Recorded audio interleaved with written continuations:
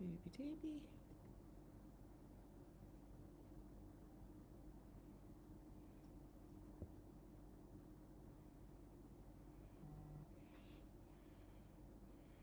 Okay, I think we're live. Sorry I'm a little bit late. I had a little bit of a tech issue there. Not sure what I was doing. Anyway, popping on. So this is the first of our weekly Q&A lives. And as you can see here, I've got my little Poppy, little Miss Admin. So she's here to help answer any questions. I haven't had any questions come through, so if no one has any questions, I'll just talk a little bit about what I think is important and when it comes to off the track thoroughbreds. And where to start, and so I'll just wait for a moment to see if any questions come through, won't we, Poppy? So this is, while we're waiting, this is my little Lhasa Apso cross rescue puppy, and we'll show everybody here. There's Poppy. She's so cute. Okay, so while we're waiting, or if I don't get any questions, just getting started on our weekly live. So once we've set up a regular day, because we're still only a small group, and a few of us from, it's not all in Australia, we're international, just trying to work out a particular sort of time that suits everybody. But it is going to be recorded and there's going to be a replay anyway, so that's all good. At the moment, Fridays are good. Friday 10 a.m. I'll do. What I can do is I'm actually going back to track work soon after quite a significant injury, so I'll probably need to change it to an evening. But anyway, we can sort of play with that as we go along. So if there's no questions, I just want to talk about off the track thoroughbreds, and when you get one, the best thing to do is you really want to look at it as a holistic perspective. So before you start riding and re-educating your off the track thoroughbred, you want to make sure that they're healthy physically and also psychologically. So if they've just come straight out of racing, quite often they can be quite anxious. They've been in a very different environment than what they're going to be in when they come into, a more of an equestrian environment where they're quite often housed with other horses and in paddocks. So you sort of have to give them quite a bit of time to adjust to their new lifestyle. Also, I'm really big on making sure that the horse feels well. You want to make sure that they're not in any pain physically.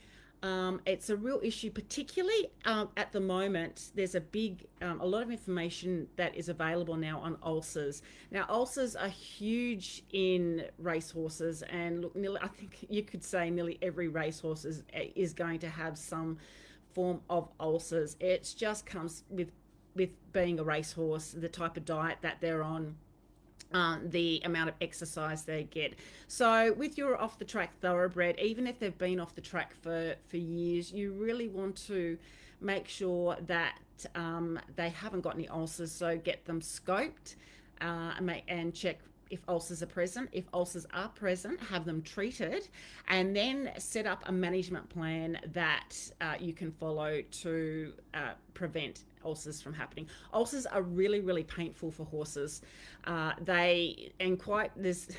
Some horses can be really stoic. I remember having a client's horse in that I re-educated, and he was such a quiet horse. He was a very big horse, and he was a very quiet horse, but he had some issues. He would jack up and not go forward, but he never showed any behavioural problems. He was, just a really good horse to re-educate. Now, he gave no symptoms of ulcers, and he went back to his mum, and he's been excellent. He was excellent, he was behaving really well, but she just decided to get him scoped. She does work in the racing industry as well, so she took a horse off the track one of the stables. Her dad's a trainer, and she got him scoped, and he had ulcers. Now, this really made me think, wow, he had no behaviour issues. He struggled with his canter, but he was a big 17-hand horse.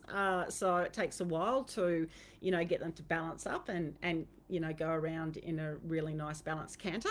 But he showed no symptoms of ulcers. He was fine to brush. So it just really made me think that you can't think, oh, my horse is okay, he's not showing any symptoms of ulcers. And he's been even better than he was now that he's been treated with ulcers.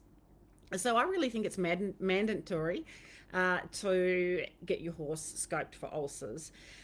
Then yes or no whether you need to treat or not. And there's some really good management once you've treated to manage it. That is a video in itself. So that's make sure that you're feeding correctly diet-wise, making sure that your horse always has ad lib forage, pasture, but it also needs to be pasture that is fibrous, not just lush green pasture, because that is not fibrous enough for your horse. You want to make sure that it's got some substance to it.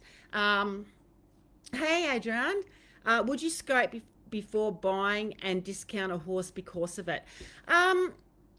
Look, depending on how much you're paying for the horse, if you can scope before you buy the horse, absolutely, because then treating ulcers is not cheap, depending on what country you're in. And really the way to go is to treat with omeprazole. But yes, if you can scope before you get the horse, that's definitely definitely the way to go. I wouldn't, if the horse is lovely, I wouldn't turn down the horse because of ulcers, because so many horses have ulcers. At Off The Track Thoroughbreds, you're probably going to nearly guarantee that they have ulcers, and if they've come straight out of racing. If they haven't, wow, that's fantastic. But yeah, if you can get the horse scoped before they have ulcers and discount, yeah, why not? Give it a go. It's definitely going to cost you to treat for ulcers. So I would see if they're willing to do that, and for sure. Yeah, it's a bit of a process. Now, I'm actually going to put in the group a link. I've been watching a fantastic webinar through he's Dr. Ben Sykes. Now, he's the leading vet. He's done huge research on ulcers. I just actually finished watching it last night. It goes for nearly 2 hours, so it's a bit of a watch. No worries, Adrienne. Look, let me know if there's any more questions, but definitely worth a go, because it is going to cost you to treat. And I will put a link in the group to this fantastic webinar. I've actually took me 3 days to watch it. I've sit down over night time and watched it after all my horses and everything. And it's brilliant. It's going to give you so much information. It also gives you a really good management plan afterwards, because just once you've treated for ulcers, the omeprazole actually does have some, it causes a little bit of extra gastric acid to form in the system when you have finished it. So it's really important to actually have a management plan set up once you finish the treatment to make sure that you don't have a rebound effect with ulcers. So this webinar is fantastic. And it gives you some really good supplements. They won't say the name, but I am trying to get the name. But some really good supplements to make sure these particular ingredients are in the supplements to manage after you treated for ulcers. And really, the management is, it can be economical considering what you are going to have to spend if you continually have problems with ulcers. So ulcers are really number one when you get your Off The Track Thoroughbred. You just don't want to start working your horse when they're in pain. Some of the symptoms of ulcers, they don't like being brushed. That can be other reasons with Off The Track Thoroughbreds as well. There's a few reasons that they don't like being brushed, but ulcers are one of the symptoms. So definitely, if your horse is not liking being brushed, particularly around sort of the chest area, between their front legs and around the girth area, also girthiness. If your thoroughbred is girthy, that's another sign of ulcers.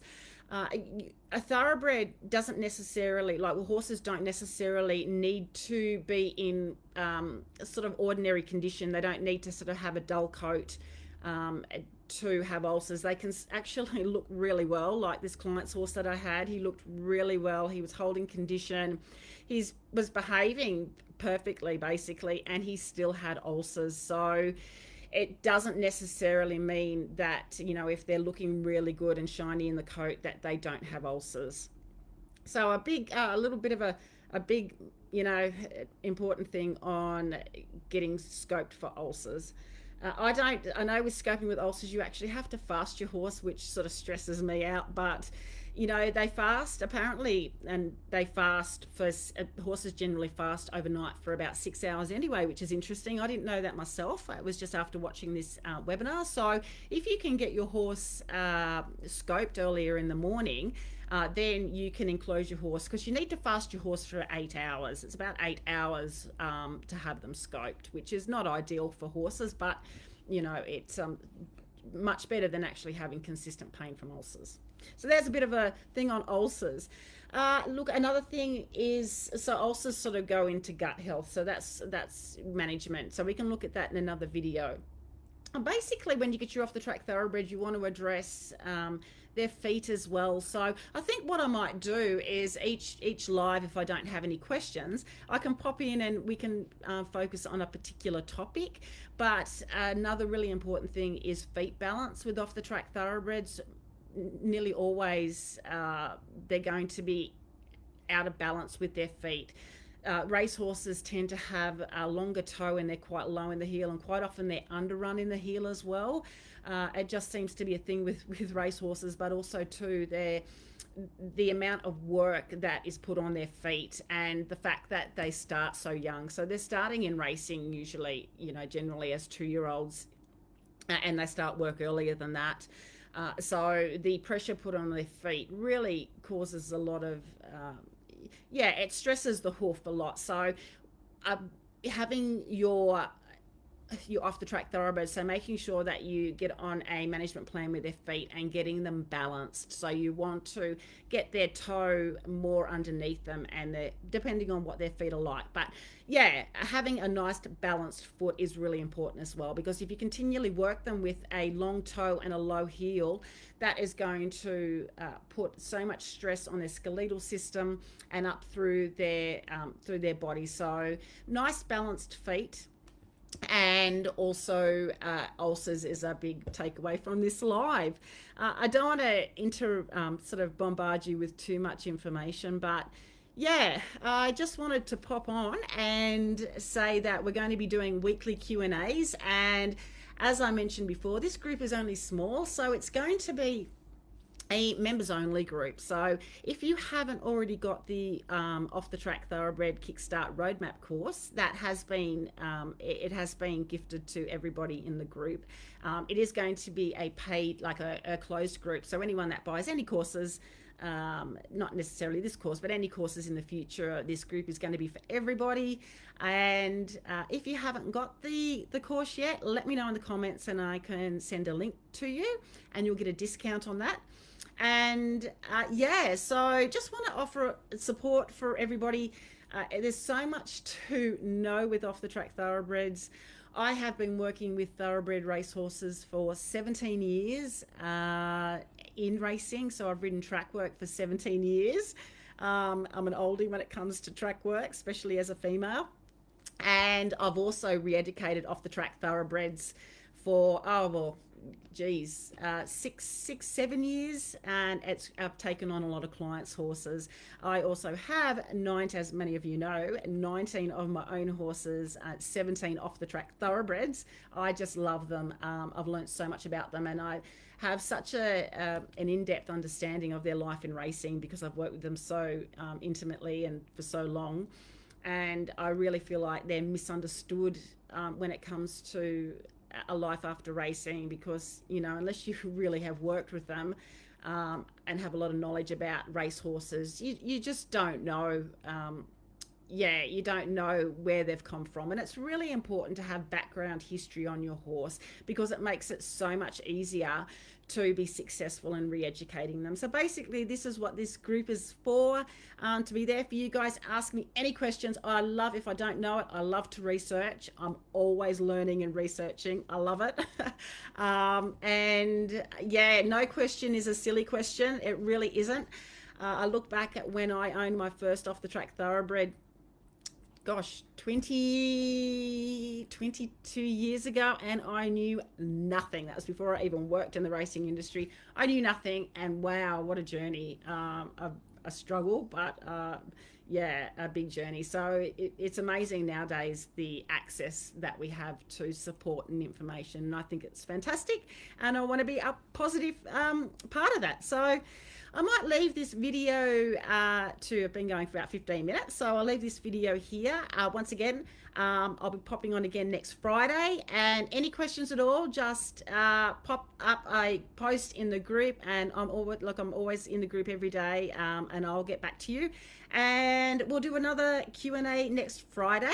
And yeah, I'll see you then. So have a good weekend, everybody. And little Poppy, not only do I rescue obviously horses, Off the Track Thoroughbreds, but dogs as well. So this is my little Lhasa Apso, Poppy. She's 12, rising 13, and she's a little rescue that was going to be put to sleep.